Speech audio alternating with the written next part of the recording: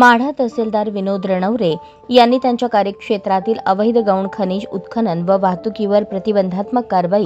तसेच गौण खनिज विषयक बाबींमध्ये करावयाची विहित मुदतीतील कारवाई असमाधानकारक असल्याचे निदर्शनास आले होते।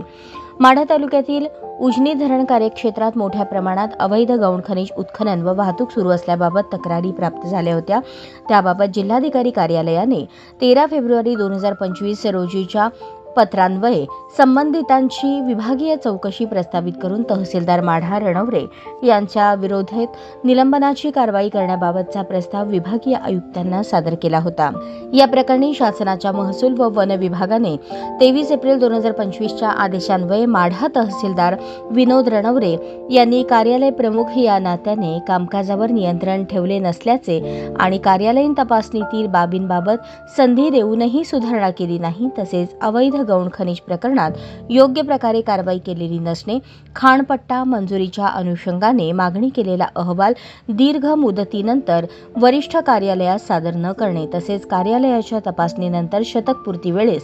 सदरच्या बाबी निदर्शनास आलेल्या असतानाही रणवरे यांनी कामकाजाकडे दुर्लक्ष करून गंभीर अनियमितता केल्यामुळे त्यांना शासनाने निलंबित केले आहे, अशी माहिती जिल्हा प्रशासनाच्या वतीने देण्यात आली।